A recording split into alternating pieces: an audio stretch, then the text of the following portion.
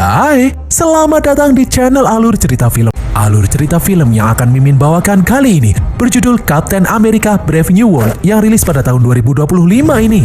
Film ini bercerita mengenai tugas pertama Sam Wilson menjadi Kapten Amerika yang langsung disuruh untuk menghentikan perang dunia. Film ini dibintangi oleh Anthony Mackie, Harrison Ford, dan Danny Ramirez. Langsung saja kita masuk ke dalam alur cerita film Captain America Brave New World. Semoga.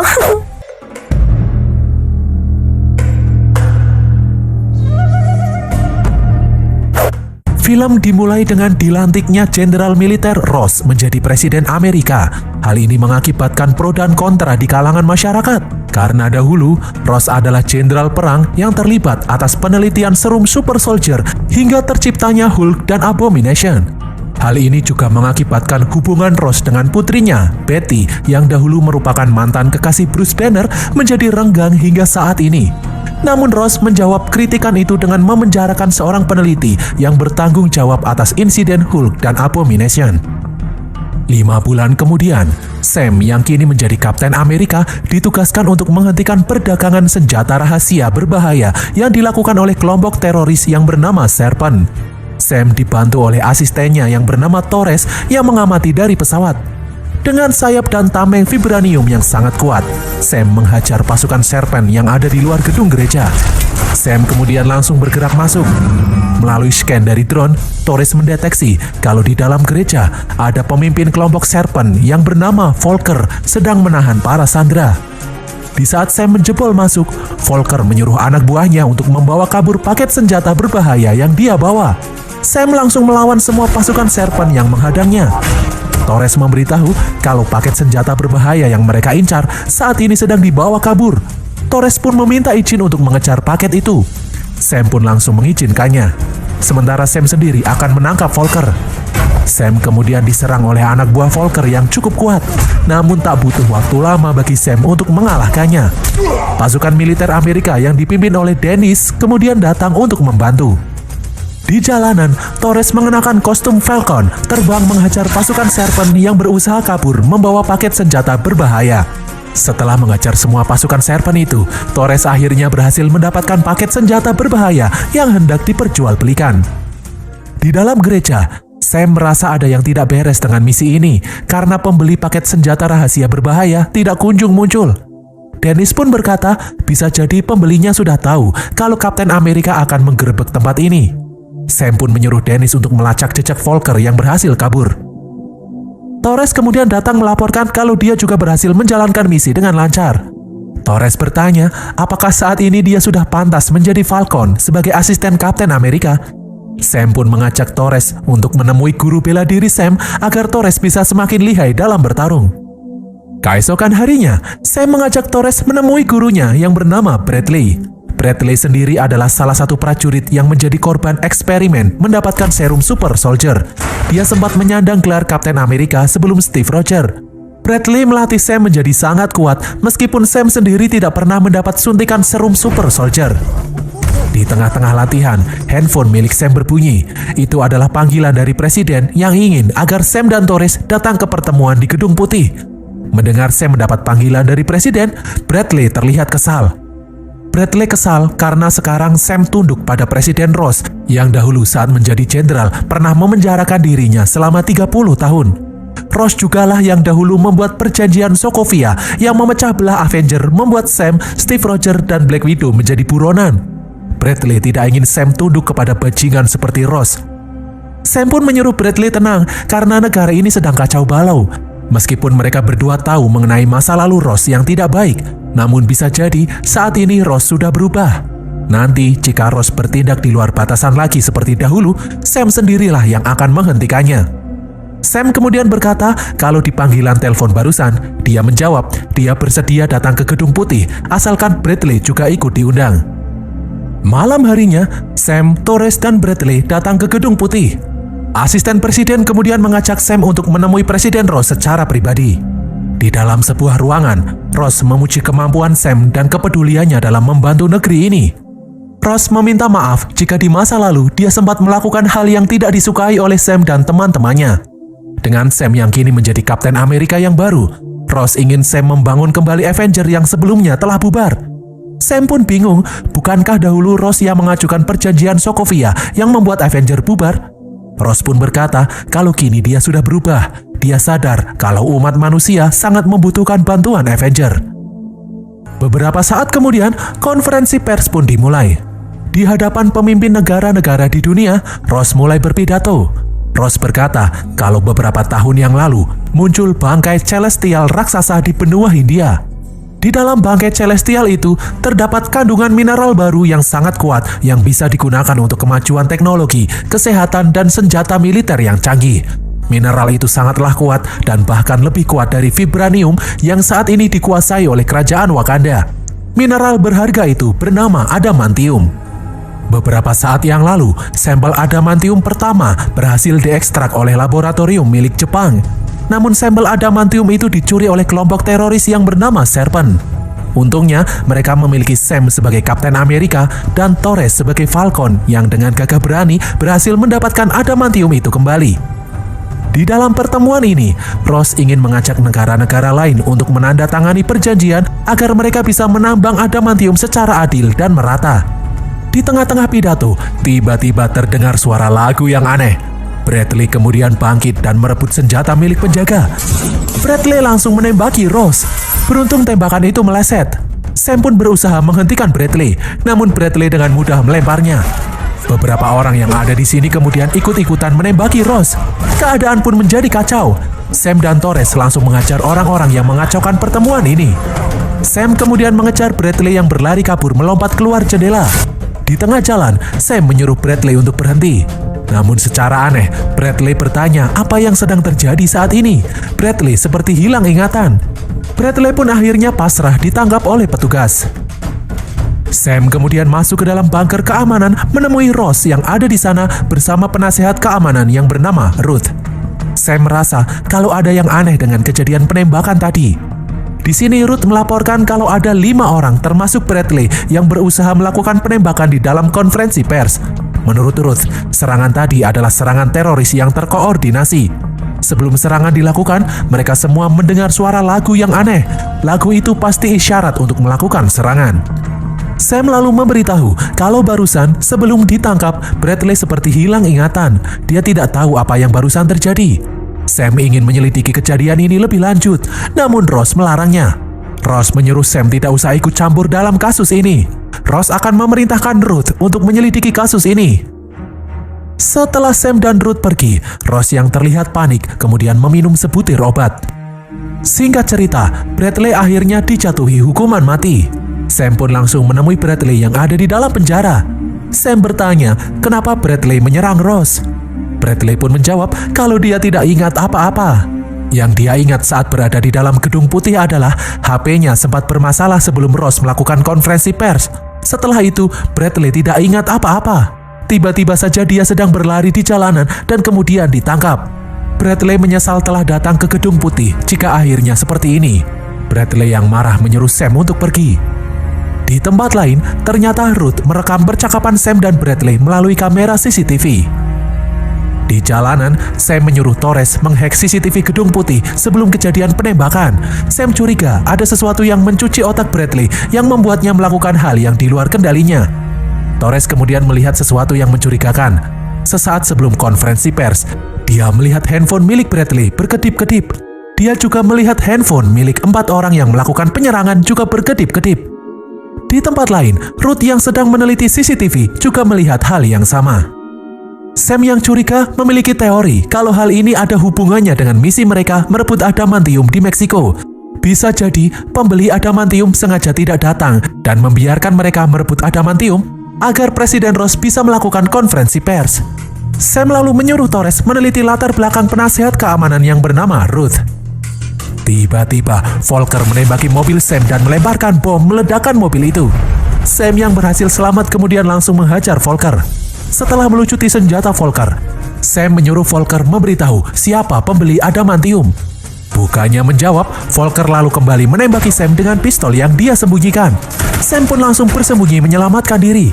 Sambil mencari Sam, Volker berkata kalau pembeli adamantium membayarnya 2 kali lipat agar Volker sengaja membiarkan Sam merebut adamantiumnya. Sam kemudian melemparkan pisau dan menghajar Volker hingga tak sadarkan diri. Tiba-tiba ponsel milik Volker berbunyi. Itu adalah sang pembeli adamantium. Secara aneh, orang itu seperti sudah tahu kalau Sam pasti akan mengalahkan Volker.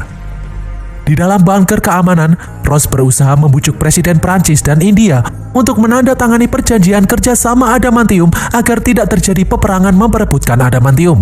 Namun, karena Perdana Menteri Jepang tidak ikut dalam rapat ini, kedua pemimpin negara itu ragu-ragu.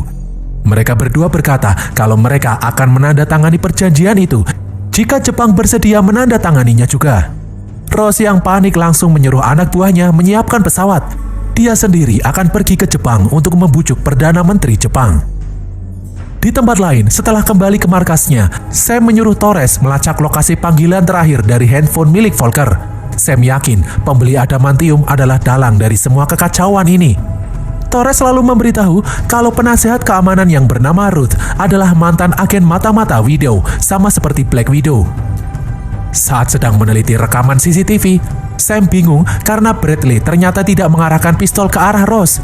Sam pun bingung kenapa orang yang mengendalikan pikiran Bradley tidak menyuruh Bradley untuk langsung membunuh Ross. Torres kemudian mendapatkan lokasi penelpon terakhir Volker. Panggilan itu berasal dari sebuah tempat yang bernama Camp Echo One. Itu adalah penjara militer rahasia yang ada di tengah hutan. Sam pun mengajak Torres untuk bersiap-siap. Mereka berdua akan pergi ke sana sekarang juga. Di tempat lain, Ruth pergi ke penjara untuk menemui Bradley. Ruth kemudian melihat seorang petugas secara aneh menembaki para napi yang ada di sana. Petugas itu kemudian menembak dirinya sendiri. Dari alat komunikasi milik penjaga itu, Ruth mendengar lagu aneh yang sama dengan lagu yang terdengar sesaat sebelum penembakan di Gedung Putih terjadi. Di dalam pesawat, Presiden Ross mendapat telepon dari seseorang. Ternyata yang menelpon adalah sang pembeli adamantium yang saat ini ada di dalam penjara Camp Echo One. Ross pun langsung panik. Ross mengenal suara itu. Itu adalah suara orang yang dahulu dia jebloskan ke dalam penjara. Sebelumnya, Ross berjanji untuk membebaskan orang itu setelah orang itu membantu Ross membuatnya berhasil terpilih menjadi presiden. Namun setelah terpilih, Ross ingkar janji. Ross pun sadar kalau orang itulah dalang dari kekacauan yang saat ini sedang terjadi. Orang itu mengancam akan menghancurkan hidup Ross karena Ross sudah mengingkari janjinya. Di dalam penjara, ternyata Bradley berhasil selamat dari aksi penembakan barusan. Ruth pun langsung memasukkan Bradley ke dalam penjara isolasi untuk melindungi Bradley karena ada pihak yang ingin membunuhnya. Ruth kemudian mendapat telepon dari Presiden Ross. Ross menyuruh Ruth pergi ke Camp Echo One sekarang juga karena ada napi yang berhasil kabur. Malam harinya, Sam dan Torres yang sudah sampai di Camp Echo One langsung menyelinap masuk. Sam melihat ada sebuah pintu penjara yang terbuka. Pasti ada salah satu tahanan yang berhasil kabur. Sam dan Torres kemudian masuk ke dalam ruangan yang mirip seperti laboratorium. Di sini, Sam melihat daftar nama orang-orang yang menjadi korban penelitian serum Super Soldier. Bradley adalah salah satu di antaranya. Sam juga melihat ada berkas rekaman kesehatan milik Presiden Ross. Di sana ada resep obat yang harus diminum Ross. Sam pun mengambil sampel obat yang ada di sana. Di Jepang, Ross mencoba membujuk Perdana Menteri Jepang untuk menandatangani perjanjian kerjasama adamantium. Namun Perdana Menteri Jepang menolak dengan tegas. Dia malah menuduh Ross sedang mempermainkan mereka.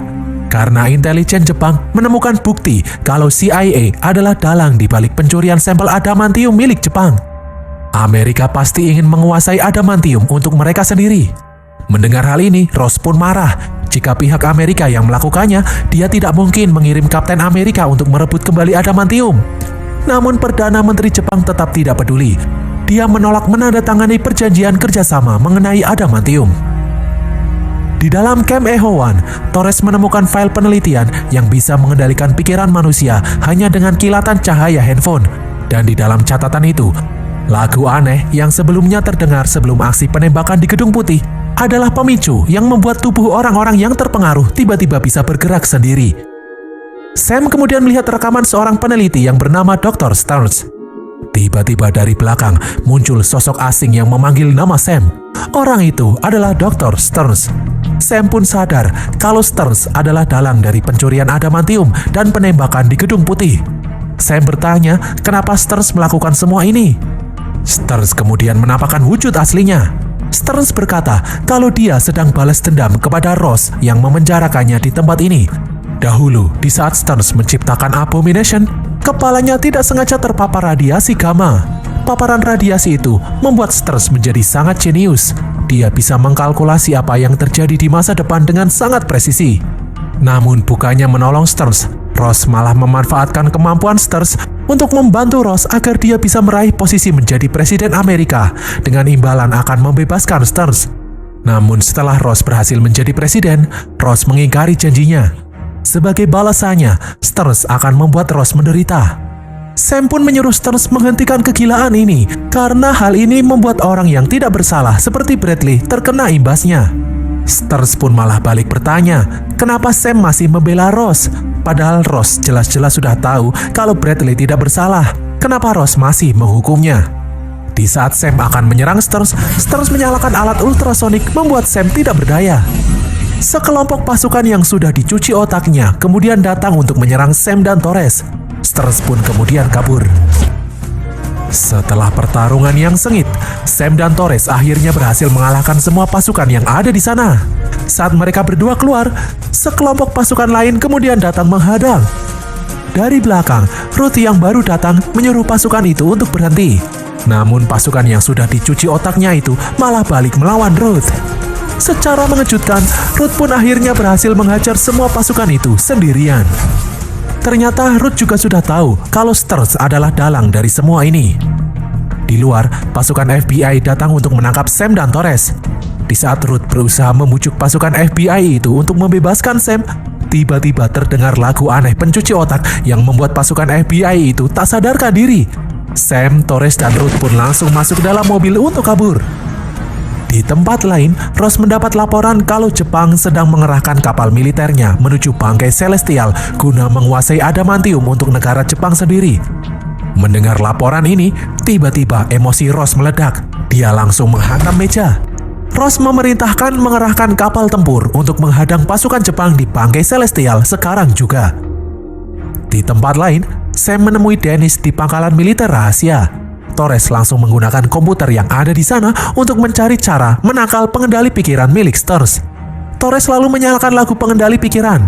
Dia melihat semua orang yang ada di sana terlihat tenang. Ternyata tidak ada satu orang pun di tempat ini yang sudah dipengaruhi pikirannya. Sam lalu meminta Dennis mencari orang yang bisa meneliti obat yang dia dapatkan di dalam Camp Echo One. Sam kemudian menemui Volker yang ditahan di tempat ini.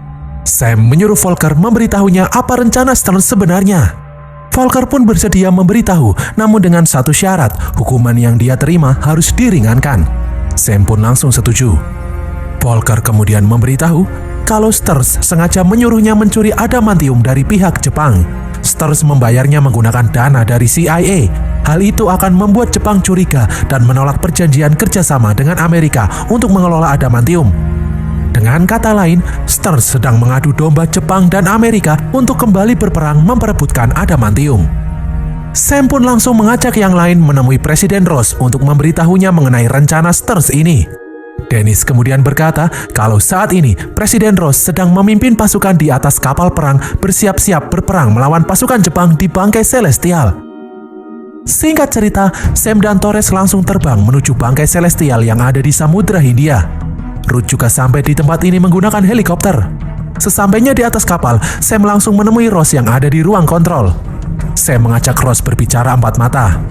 Sam lalu memberitahu Ross kalau Stearns sengaja mencuri adamantium menggunakan dana dari CIA. Stearns jugalah yang menjadi dalang dalam kekacauan di Gedung Putih. Stearns sengaja mengadu domba agar Amerika berperang melawan Jepang. Mendengar hal ini, Ross pun tidak percaya bagaimana bisa Stearns yang ada di dalam penjara menjadi dalang dari semua ini. Sam kemudian menjelaskan, di saat dia menggerebek Camp Echo One, Sam menemukan kalau Stearns memiliki teknologi yang bisa mengendalikan pikiran manusia. Sam kemudian bertanya, kenapa di dalam Camp Echo One, Sam menemukan semua data medis milik Ross. Sam juga melihat catatan kalau Ross sering mengunjungi Camp Echo One. Sam curiga kalau Ross sudah tahu semua ini sejak awal. Ross pun langsung mengelak, dia tidak mau menjawab. Setelah Sam terus menanyakannya, Ross pun akhirnya berkata jujur kalau dia sedang sekarat. Dia mengidap penyakit jantung yang fatal. Ross meminta bantuan Stearns untuk membuat obat yang bisa membantunya bertahan hidup. Sebagai balasannya, Ross berjanji akan membebaskan Stearns. Namun Ross sadar kalau dia tidak mungkin bisa membebaskan Stearns karena harus ada yang dikorbankan untuk bertanggung jawab atas peristiwa amukan Hulk dan Abomination. Ross ingin putrinya tahu kalau ayahnya ini bukan orang yang jahat. Ross tidak menyangka kalau apa yang dia lakukan ini membuat Stearns bertindak sejauh ini. Seorang petugas kemudian melaporkan kalau 2 pesawat Amerika baru saja menembakkan misil ke armada Jepang. Semua orang pun panik. Mereka tidak bisa menghubungi kedua pilot tempur yang menyerang armada Jepang. Sam dan Torres pun sadar kalau kedua pilot itu pasti pikirannya sudah dikendalikan oleh Stearns. Sam dan Torres meminta izin untuk menghentikan kedua pesawat itu. Sam dan Torres langsung terbang mengejar kedua pesawat itu. Di sisi lain, 2 pesawat Jepang lalu menembakkan misil balasan. Beruntung, Sam dan Torres berhasil menjauhkannya. Sam lalu berhasil memotong sayap salah satu pesawat Amerika yang membelot dan melemparkan kursi pelontar pilot itu. Sam kemudian mengejar pesawat Amerika yang satunya. Pesawat itu lalu menembakkan 2 misil. Di saat Torres akan menghentikan misil itu, dia terkena ledakan hingga jatuh. Sam lalu menyuruh tim penyelamat untuk menyelamatkan Torres. Sementara dia sendiri melemparkan kursi pelontar pilot yang telah dicuci otaknya. Sam kemudian mengendalikan pesawat yang meluncur bebas agar tidak menabrak kapal. Pihak Jepang pun akhirnya menghentikan serangan setelah tahu kalau serangan ini hanyalah kesalahpahaman saja. Perang pun akhirnya batal terjadi. Singkat cerita, Torres yang kritis kemudian dirawat di rumah sakit. Bucky lalu menemui Sam yang sedang menjenguk Torres. Sam mengeluh kepada Bucky kalau dia tidak pantas menjadi Kapten Amerika karena dulu Steve bisa mengalahkan serangan alien, sedangkan Sam sendiri kewalahan menghadapi manusia yang menjadi psikopat. Sam merasa gagal karena sahabatnya ada yang dipenjara dan satunya lagi sekarat. Sam jadi kepikiran untuk mendapatkan serum Super Soldier agar dia bisa melindungi semua orang. Bucky pun berkata kalau serum Super Soldier bukanlah jawaban. Bahkan Steve sendiri yang mendapat kekuatan serum Super Soldier tidak bisa melindungi semua orang yang dia sayangi. Steve sengaja meminta Sam menggantikan dirinya menjadi Kapten Amerika bukan karena Sam yang paling kuat, namun karena Sam memiliki hati nurani. Di balik keterbatasannya, Sam tetap berjuang dan tidak pernah menyerah. Bucky kemudian pamit karena ada urusan yang harus dia selesaikan. Di dalam Gedung Putih, Presiden Ross melakukan konferensi pers terhadap kejadian yang sebelumnya terjadi. Sementara itu, di tempat lain, Stearns menemui Sam yang sedang sendirian. Stearns sengaja datang untuk menyerahkan diri. Sam berkata kalau dia sadar tujuan utama Stearns bukanlah untuk menciptakan perang antara Amerika dan Jepang. Namun Stearns hanya ingin membuat citra Ross buruk di mata masyarakat. Stearns pun mengakuinya, namun bukan hanya itu tujuan utamanya. Ross sudah membuatnya berubah menjadi monster. Stearns pun membalasnya dengan merubah Ross menjadi monster melalui obat yang dia berikan yang berisi radiasi gamma yang akan merubah Ross menjadi monster. Sam pun terkejut mendengar hal ini. Pasukan militer kemudian datang menahan Stearns. Stearns berkata kalau Sam tidak akan bisa mengalahkan Ross.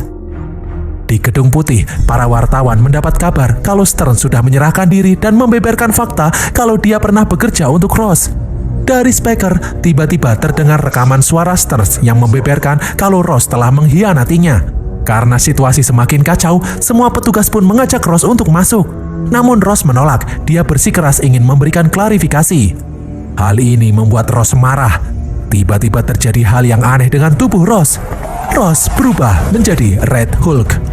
Ross yang kini kehilangan kesadaran langsung mengamuk. Para petugas pun berusaha menembakinya, namun sia-sia. Ross masih terus mengamuk. Sam kemudian datang. Sam berusaha menghentikan Ross, namun Ross yang sangat kuat masih terus mengamuk menghancurkan Gedung Putih. Pasukan militer kemudian menembaki Ross, namun hal ini malah membuat Ross semakin marah. Sam pun melindungi pasukan militer itu dari amukan Ross. Sam kemudian memancing Ross untuk mengejarnya menuju tempat yang aman. Ross masih terus-menerus menghajar Sam hingga bertubi-tubi. Sam pun kesal karena nasihat Bucky sebelumnya hanyalah omong kosong. Seharusnya dia mendapat serum Super Soldier agar dia bisa menghadapi situasi semacam ini. Sam hanya bisa berlindung menggunakan armor di saat Ross menghajarnya.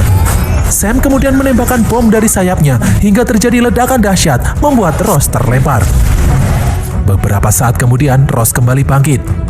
Meskipun semua armornya telah hancur, Sam memberanikan diri untuk tetap maju.